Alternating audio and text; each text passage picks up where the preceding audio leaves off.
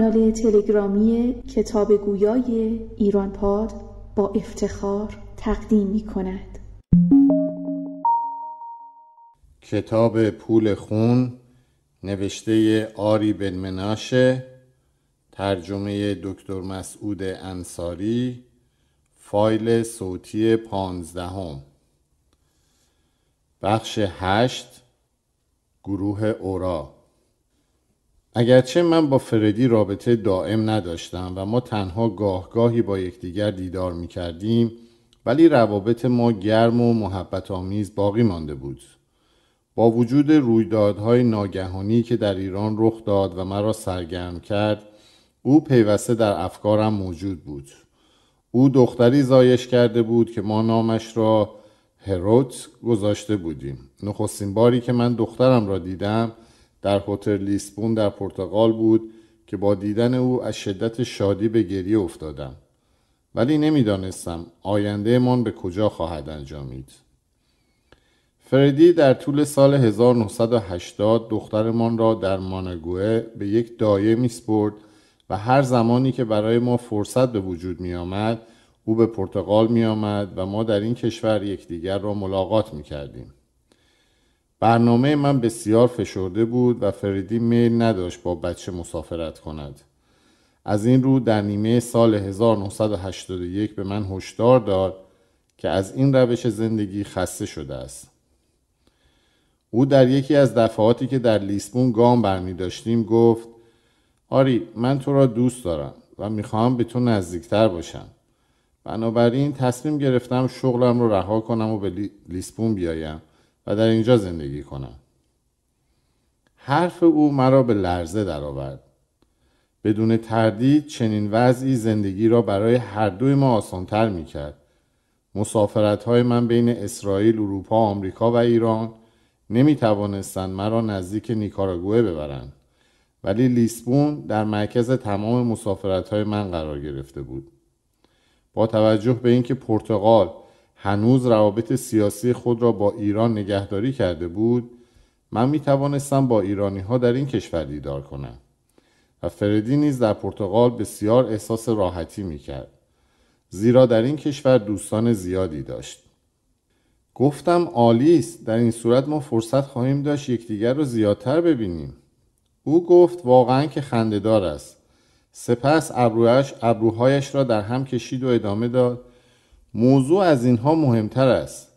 آری، من میل دارم تو این شغل را رها کنی. این شغل خطرناکی است و گذشته از آن به ما فرصت نمی‌دهد یکدیگر را به قدر کافی ببینیم. من می‌دانستم که رها کردن شغلم برایم امکان پذیر نبود. این کار برای من زایده رضایت روانی و هیجان بود. من کار کردن با همکارانم را دوست می داشتم و این کار را برای اسرائیل انجام می دادم و از این رو در خود احساس اهمیت می کردم. گذشته از آن اگر من به پرتغال می رفتم چه کاری می توانستم در این کشور پیشه کنم؟ با اینکه فردی از بازتاب من در این باره ناراحت و دلسرد شد، او شغلش را در ماناگوئه رها کرد و برای اقامت به لیسبون آمد. فردی دایه فرزندمان را نیز با خود به پرتغال آورد و در کمپانی ملی هواپیمایی پرتغال TAP در مقام افسر روابط عمومی کمپانی مذکور سرگرم به کار شد. فردی میل نداشت من به شغلم ادامه دهم و پیوسته پافشاری میکرد که من کارم را رها کنم. با این حال او مرا با رئیس کمپانی TAP آشنا کرد. دیدار من با رئیس کمپانی TAP سبب شد که حکومت اسرائیل برای ترابری جنگ افزارهای خریداری شده به وسیله ایران از پرتغال هواپیمای باربری کرایه کند. کافی است بگویم که هدف فردی از آمدن به پرتغال و سکونت و کار در این کشور این بود که بلکه مرا قانع کند با یکدیگر زندگی مشترکی آغاز کنیم، نه اینکه من گاهی سر راهم در پرتغال توقف کنم و چند روزی را با او بگذرانم. در ماه مارس سال 1981 کمیته مشترک میبایستی برای فروش سری جنگ افزارهایی که در موافقتنامه اکتبر در پاریس به ایران قول داده بود اقدامات مقدماتی بایسته به عمل آورد. شماری از کمپانی‌های تجاری با نام‌های گوناگون با ایرانی‌ها و با تولید کنندگان و سوداگران وسایل و تجهیزات جنگی تماس حاصل کردند. فهرست جنگ افزارهای مورد نیاز ایران را به دست آوردند، ترتیبات ترابری آن را دادند و با بیشمندی و زیرکی کامل میلیون‌ها میلیون دلار با یکدیگر داد و گرفت کردند. فروش جنگ افزار به ایران را اسرائیل بر پایه یک موافقت سری که در آگوست 1980 بین مناخیم بگین نخست وزیر اسرائیل و ویلیام کیسی به عمل آمده بود انجام میداد. جزئیات جنگ افزارهایی که اسرائیل میبایستی به ایران میفروخت در دسامبر سال 1980 تعیین شده بود و دیوید کیمچه عضو برتر کمیته مشترک به طور مستقیم با رابرت گیتس نماینده بلندپایه CIA مشغول انجام آن شده بودند. در آغاز سال 1981 رابرت گیتس با فروش جنگ افزارهای عادی و غیر پیشرفته به ایران موافقت کرده بود و کمیته مشترک در دیدارهای خود که در شمال تل‌آویو برگزار می‌شد با همکاری CIA به اجرای آن اقدام نمود. ولی گیتس در آغاز شروع این برنامه با فروش جنگ افزارها و تجهیزات الکترونیکی آمریکایی پیشرفته به ایران مخالفت نمود. دوستان ما در تهران برای پدافندهای نیروهای زمینی و هوایی خود بی‌نهایت به تجهیزات الکترونیکی مذکور نیاز داشتند و البته اسرائیل نیز تا آنجایی که در توان داشت مایل بود به ایرانی‌ها در جنگ بر ضد عراق کمک بکند. در این زمان عراقی‌ها به شدت در جبهه‌های جنگ در جنوب ایران گیر کرده بودند و نه می‌توانستند از آنجا پیشروی و نه عقب نشینی کنند. کمیته مشترک احساس کرد که اگر ایران جنگ افزارهای پیشرفته در اختیار داشته باشد بهتر می‌تواند در برابر عراقی‌ها نبرد کند، ولی البته میبایستی بهای چنین تجهیزاتی را میپرداخت. بنابراین کمیته مشترک 2 نفر از کارکنان خود، رافی ایتان و من، هر دو را با نام‌های ساختگی به نیویورک گسیل داشت تا به طور زیرزمینی عملیات لازم برای تهیه وسایل و تجهیزات جنگی تکنولوژیکی پیشرفته برای ایران که آمریکایی‌ها فروش آنها را به این کشور قدغن کرده بودند آغاز شود. محلی که برای انجام کاربندی‌های مذکور گزینش یافته بود در خیابان جان در بخش وال استریت واقع بود. ما موفق شدیم یک تیم 50 نفری که بیشتر آنها سوداگران کوچک وسایل جنگی بودند و از کمپانی‌های آمریکایی وسایل و تجهیزات الکترونیکی خریداری می‌کردند در آن محل جمع‌آوری کنیم و با آنها ترتیب تهیه وسایل مذکور را برای فروش جنگ افزار به ایران بدهیم. برای خرید و فروش وسایل مذکور پروانه رسمی مورد نیاز بود و از این رو قرار شد حکومت اسرائیل به عنوان اینکه آن وسایل را برای مصرف خود نیاز دارد برای سوداگران مربوطه پروانه لازم صادر نماید و شرط کند که تجهیزات مورد نظر وارد اسرائیل خواهد شد و به هیچ کشور دیگری به فروش نخواهد رسید. بر پایه قوانین و مقررات کشور آمریکا صدور پروانه‌های مذکور الزام آور بود.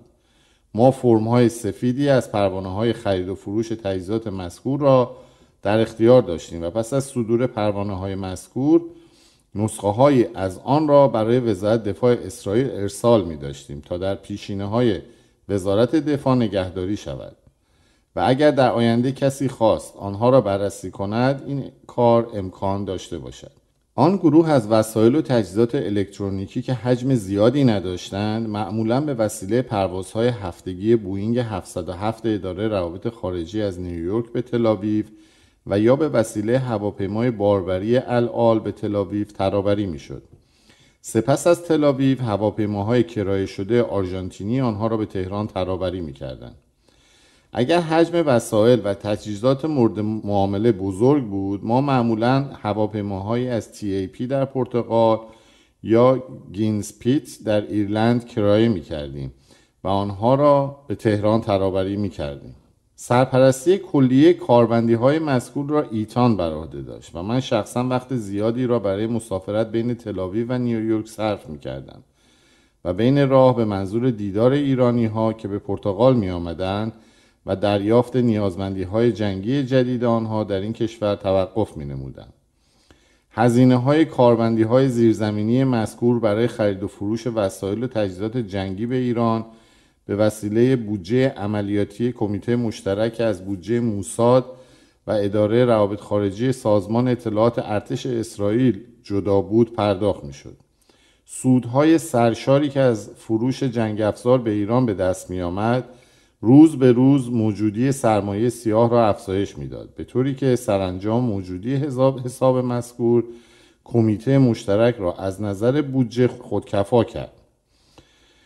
جنگ افزارهایی که به ایران فروخته میشد از تسلیحاتی که در نیویورک خریداری میشد و هم از تسلیحات غیر پیشرفته‌ای که آمریکایی‌ها به طور ضمنی با آنها موافقت کرده بودند تامین میشد. چون کمپانی‌های بسیاری در جریان خرید و فروش وسایل و تجهیزات مذکور شرکت داشتند، ما لازم می‌دیدیم که برای نگهداری سرمایه سیاه یک یکان اقتصادی مادر با نام ویژه‌ای بنیان نهیم. هنگامی که کمیته مشترک سرگرم تصمیم گیری درباره نام این کمپانی مادر بود، نام اورا در مغز من ظاهر شد.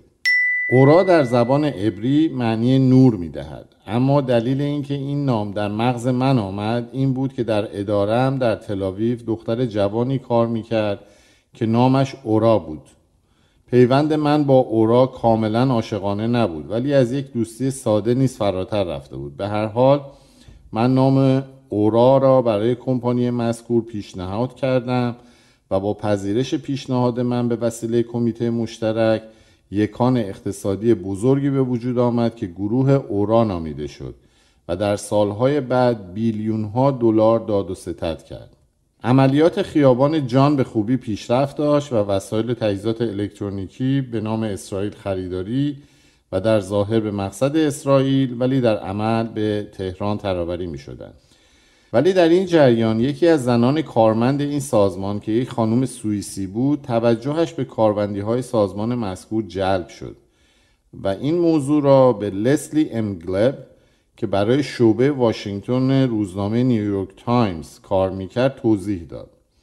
آن زن برای گلب شرح داده بود که کمپانی کارفرمای او در ظاهر نام بیپایه صادرات و واردات روی خود گذاشته، پیوسته نامش را تغییر میدهد و به نظر میرسد که مقادیر هنگفتی وسایل الکترونیکی برای اسرائیل میفرستد. ولی از دیگر سو افرادی در این کمپانی کار میکنند که پیوسته به زبان فارسی سخن میگویند. این گفته کاملا درست بود. هوشنگ لاوی که با ما کار میکرد و من پیوسته به زبان فارسی صحبت میکردم. روز 9 مارس 1982 روزنامه نیویورک تایمز در ستون بررسی اخبار که به وسیله گلب نگارش یافته بود به طور ساده نوشت: اسرائیل به طور سری جنگ افزارهای ساخت آمریکا را در اختیار ایران قرار میدهد. ما بیدرنگ فهمیدیم که منبع خبر گلب در اداره ما وجود دارد. رافی ایتان که در بیرحمی شهرت دارد برای مجازات خبردهنده سگ‌ها را ول کرد. سگ‌هایی که در این جریان مورد بهره برداری قرار گرفتند گروهی از کارگزاران شریر سازمان اطلاعات آفریقای جنوبی بودند که وظیفهشان این بود که برای اطمینان از اینکه تسلیحات جنگی از هر نقطه دنیا سالم و بدون اشکال به این کشور برسد اقدامات لازم را انجام دهند. این افراد گروهی جاسوس‌های پست و وحشی صفتی بودند و چون بین کشورهای اسرائیل و آفریقای جنوبی دوستی برقرار بود، کارگزاران اطلاعاتی این دو کشور گاهی اوقات از یکدیگر درخواست کمک می‌کردند و یا به یاری همدیگر می‌آمدند. به هر حال در لحظاتی که ایتان و من از آمریکا خارج می شدیم سگ‌ها دندانهای خود را در گوشت بدن خبرچین بدبخت فرو کردند. تا به امروز من نتوانستم بفهمم آنها چگونه این کار را کردند، ولی آن زن سوئیسی که جریان عملیات خرید و فروش وسایل و تجهیزات جنگی را لو داده بود بسته‌بندی شد و در یک هواپیمای ترابری که از وسایل و تجهیزات جنگی انباشته شده بود به پروتریا گسیل داشته شد. ایتان عقیده داشت که زن مذکور باید کشته شود، ولی بقیه اعضای کمیته مشترک از جمله خود من نسبت به انجام این عمل رأی منفی دادیم. پس از آن زن هراس‌زده مذکور در آفریقای جنوبی مورد آموزش‌های بایسته قرار گرفت حقایق تلخ زندگی به او فهمانیده و به اروپا گسیل داده شد. با خاموش کردن منبع مهم خبر روزنامه نیویورک تایمز، دفتر کمپانی خیابان جان بسته شد و بنابراین دیگر موردی باقی نمانده بود که سایر روزنامه‌ها خبر روزنامه مذکور را دنبال کنند و از آن پس هیچ ذکری نیز از حکومت آمریکا و یا اسرائیل به میان نیامد.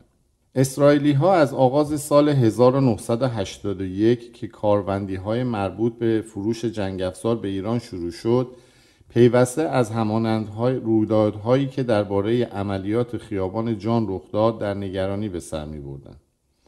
ما به خوبی آگاه بودیم که اگر در جریان عملیات مذکور اشتباهی رخ دهد و موضوع فاش شود، آمریکا بیدرنگ انگشتش را روی اسرائیل خواهد گذاشت و سرزنش جهانی را متوجه اسرائیل خواهد کرد. هر زمانی که مقامات رسمی آمریکا دست به کارهای غیرقانونی زده و گیر افتادند، آنها دیوانه‌وار در پدافند از خود دروغ گفته و گناه را به گردن دیگران انداختند. هیچ کدام از ما نمیتوانیم موضوع واترگیت را فراموش کنیم. بدیهی است که جریان خرید و فروش اسلحه و مهمات جنگی از رویداد واترگیت نیز بزرگتر بود. ما برای پوشیده نگه داشتن عملیات خرید و فروش جنگ افزار 2 احتیاط به کار بردیم. احتیاط نخست به آریل شارون وزیر دفاع اسرائیل مربوط می‌شد که در آغاز سال 1981 به این سمت برگزیده شده بود. او از طرفداران پروپاقرص فروش جنگ افزار به ایران بود و تصمیم گرفت با تماس‌های شخصی با مقامات دولتی آمریکا موافقت آنها را برای عملیات خرید جنگ افزار و فروش آنها به ایران جلب کند.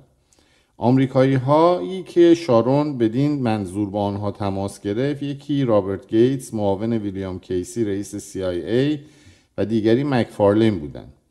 مکفارلین در آن زمان ریاست شورای امنیت ملی را بر عهده داشت. شارون یکی از ژنرال‌های مهم ارتش اسرائیل به شمار می‌رفت، ولی در سال 1970 به مناسبت اینکه با مجله پلیبوی مصاحبه کرده و از گلدن مایر نخست وزیر اسرائیل انتقاد نموده بود، او را از خدمت ارتش برکنار کرده بودند. او در جنگ سال 1973 به عنوان یک ژنرال ذخیره ارتش دوباره در صحنه ظاهر شده و اسرائیلی‌ها را از شکست در جبهه مصر نجات داد. پس از آن شارون برای مدت چند سال در خدمت ارتش باقی ماند تا اینکه حزب کارگر نامزدی او را برای ریاست ستاد ارتش رد کرد. چون این عمل شارون را دلسرد و ناراحت کرد، از این رو وی خدمت ارتش را برای همیشه ترک گفت، ولی جاه طلبی های سیاسی او دست نخورده باقی ماند. در انتخابات سال 1977 او به عنوان رهبر حزبی که شالوم زیون به معنی صلح بر زیون نامیده میشد، خود را نامزد نمایندگی کنست مجلس قانونگذاری اسرائیل کرد. به مجرد اینکه حزب او در انتخابات 2 کرسی در کنست به دست آورد، او وارد ائتلاف با حزب لیکود شد و به وزارت کشاورزی منصوب گردید. در سال 1981 او به مقام وزیر دفاع اسرائیل ترفیع مقام پیدا کرد. ولی در اثنای سالهای 1975 و 1977 شارون یک شهروند عادی اسرائیل بود و کوشش میکرد به وسیله معاملات جنگ افزار با آمریکای مرکزی به پول هنگفتی دست یابد. برای اجرای این هدف گروهی از افراد گوناگون در سازمان او کار میکردند که یکی از آنها مایک هراری کارگزار مغضوب موساد بود که چون در مأموریت پیشخدمت مراکشی با شکست روبرو شده و شخص بیگناهی را به جای احمد سلامه کشته بود، ناچار شد اسرائیل را ترک کند. احمد سلامه یکی از فلسطینی هایی بود که در قتل عام قهرمانان ورزشی اسرائیل در بازی‌های المپیک سال 1972 در مونیخ دست داشت و از این رو اسرائیل تصمیم به ترور او گرفته بود. هراری در ضمن یکی از دستیاران نزدیک مانوئل نوریگا رئیس اطلاعات ارتش پاناما بود. شبکه شارون توانایی داشت که وسایل و تجهیزات نظامی از اسرائیل به کشورهای گوناگون آمریکای مرکزی از قبیل السالوادور، گواتمالا، پاناما، کوستاریکا و حتی مکزیکو بفروشد. بدیهی است که این کار با سیاست رسمی حکومت اسرائیل مطابقت نداشت و کابینه اسرائیل هم با انجام این عمل مخالف بود، ولی شارون وحشی‌تر از آن بود که کسی بتواند او را رام کند. از این رو شبکه خصوصی شارون جنگ افزارهای مورد نیاز خود را که از کارخانه‌های اسرائیلی خریداری و پروانه فروش آنها را از حکومت اسرائیل دریافت می‌کرد صادر می‌نمود.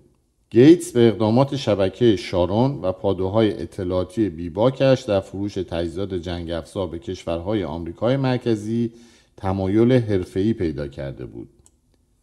شبکه خصوصی شارون جنگ افزارهای مورد نیاز خود را از کارخانه‌های اسرائیلی خریداری و پروانه فروش آنها را از حکومت اسرائیل دریافت می‌کرد. گیتس به اقدامات شبکه شارون و پادوهای اطلاعاتی بیباکش در فروش جنگ افزار به کشورهای آمریکای مرکزی تمایل حرفه‌ای پیدا کرده بودند. در سال 1981 شبکه عملیاتی شارون و هراری به قول هراری بیشتر به صورت یک شبکه CIA در آمده بود تا یک شبکه عملیات اسرائیلی. در همان زمان شارون و هراری در نتیجه داد و ستدهای جنگ افزارهای گوناگون حسابهای خود را در بانک پر می کردند.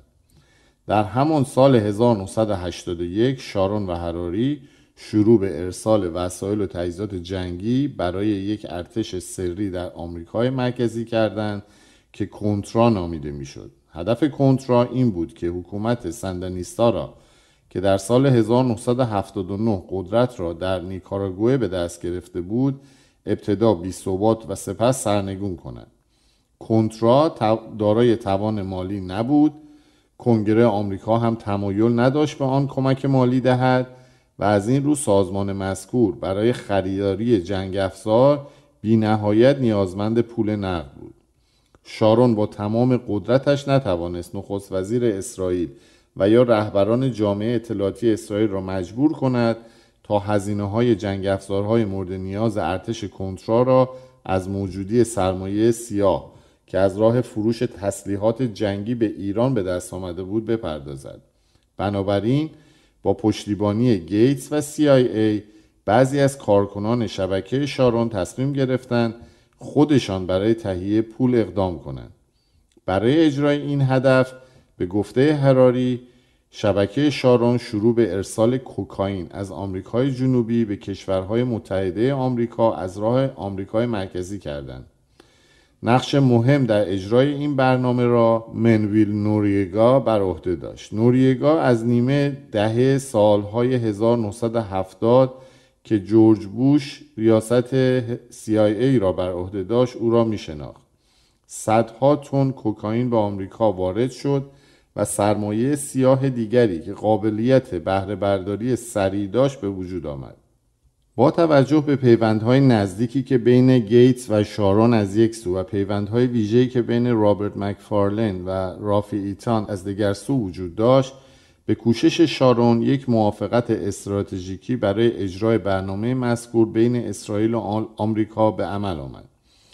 ایجاد موافقتنامه استراتژیکی مذکور بین شارون و آمریکا به آگاهی همگان رسید، ولی محتویات موافقتنامه مذکور سری ماند و تا به امروز به درخواست آنهایی که تقاضا کردند بر پایه قوانین و مقررات مربوط به آزادی اطلاعات در اون موافقتنامه مذکور به آگاهی آنها رسانیده شود ترتیب اثری داده نشده است. با این حال قسمتی از موافقتنامه مذکور حاکی بود که کلیه جنگ افزارهای آمریکایی که به اسرائیل فروخته شده اگر تکنولوژی آن مدت 20 سال یا بیشتر قدیمی باشد با نظر و صلاح دید حکومت اسرائیل می تواند به دیگران فروخته شود. متن موافقتنامه مذکور آنقدر کلی و کشدار تهیه شده بود که می توانست اینطوری تفسیر شود که اسرائیل اجازه دارد جنگ افزارهای کاملا نوع آمریکایی را به شرط اینکه تکنولوژی آنها دست کم 20 سال قدیمی باشد به فروش برساند. این شگرد نخستی بود که برای نگهداری خودمان در برابر اتهامات احتمالی آمریکایی ها درباره فروش جنگ افزار به ایرانی ها به کار برده بودیم. بنابراین اگر در جریان عمل کشف میشد که اسرائیل سرگرم فروش جنگ افزار به ایرانی ها می باشد و آمریکا موافقت پیشین خود را در این باره انکار میکرد، ما بیدرنگ به موافقت نامه‌ای که آمریکایی ها در این مورد امضا کرده بودند استناد می‌جستیم و به ویژه راه‌های گریزی را که متن موافقت نامه پیش بینی کرده بود فاش می‌کردیم. راه دومی که ما برای نگهداری خود برگزیده بودیم از راه پول‌هایی بود که از درآمد فروش جنگ افزارهای مربوط حاصل می‌شد. بدین شرط که هنگامی که بهای جنگ افزارهای آمریکایی به وسیله پول و یا اعتبارنامه به ما پرداخت می‌شد، ما آنها را با سر و صدا در بانک‌های آمریکایی واریز می‌کردیم. معمولاً حکومت ایران به وسیله یکی از کمپانی‌های ایرانی واقع در اروپا از راه شعبه بانک ملی ایران در لندن و یا پاریس اعتبارنامه‌ای در وجه کمپانی اسرائیلی صادرکننده جنگ افزار صادر می‌کرد. سپس اعتبارنامه مذکور به وسیله بانک ملی وستمینستر در انگلستان پشت‌نویسی می‌شد و آنگاه ما درخواست می‌کردیم که آن به یک بانک آمریکایی واگذار شود.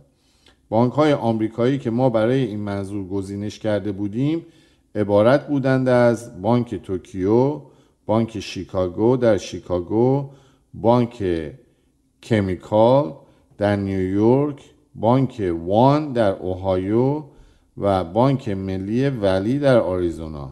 این بانک ها مبلغ اعتبارنامه ها و ارزش آنها را به دلار برای وزارت خزانه‌داری آمریکا توضیح می‌دادند و پرسش می‌کردند که آیا آنها مورد پذیرش وزارت خزانه‌داری هست یا نه. بر اساس مقررات وزارت خزانه‌داری آمریکا اعتبارنامه هایی که بهای آنها بیش از $10,000 باشد باید به وسیله وزارت خزانه‌داری مورد تصویب قرار بگیرد.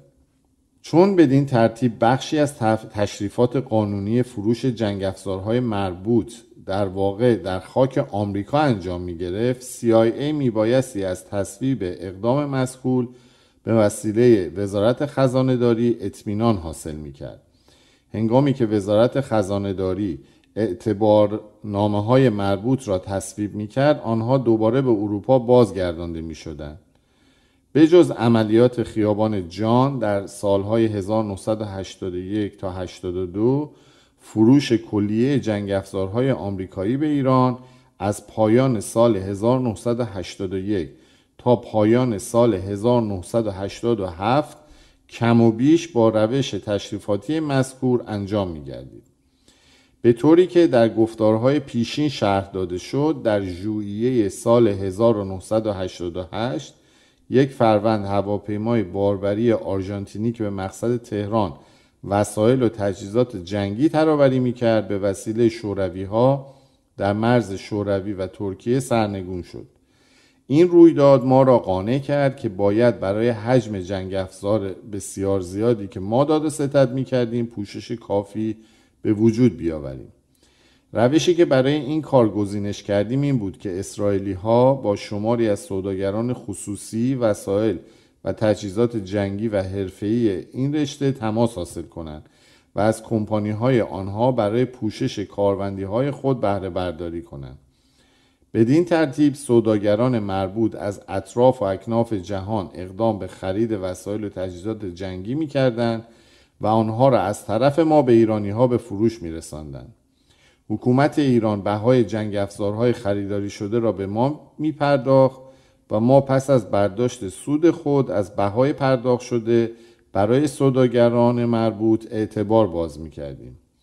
یکی از سوداگران تسلیحات جنگی که ما با او معامله می‌کردیم، جان هارتریچ، یک بازرگان آمریکایی بود که در جنوب فرانسه به سر می‌برد. جان هارتریچ نیز مانند بسیاری از افراد دیگری که ما برای این کار استخدام می‌کردیم دارای پیشینه‌ای تاریک و پیچیده بود، ولی برای کار ما نقص نداشت. او در ایالت کنتیکت پرورش یافته و برای ادامه تحصیل وارد دانشکده پزشکی شده بود، ولی بعدها تحصیلات پزشکی خود را رها کرده و به نیروهای ویژه دریایی پیوسته و تا درجه گروهبانی ترفیع درجه یافته و در جنگ کره در یکان خدمات پزشکی به انجام وظیفه اشتغال ورزیده بود.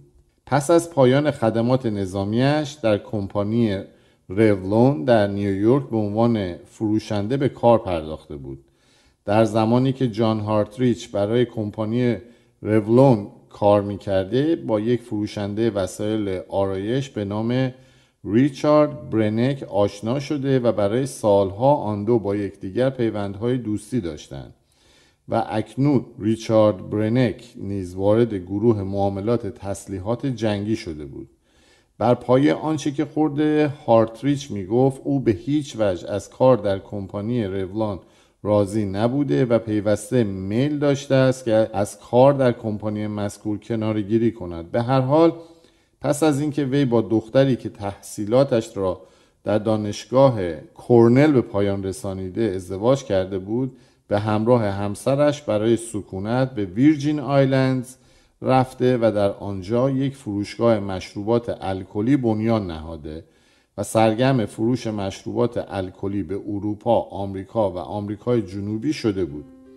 پیشه او در این رشته به اندازه شکوفا شده بود که او سرانجام به صورت بزرگترین کلی فروش مشروبات الکلی در دریای کارائیب در آمده بود.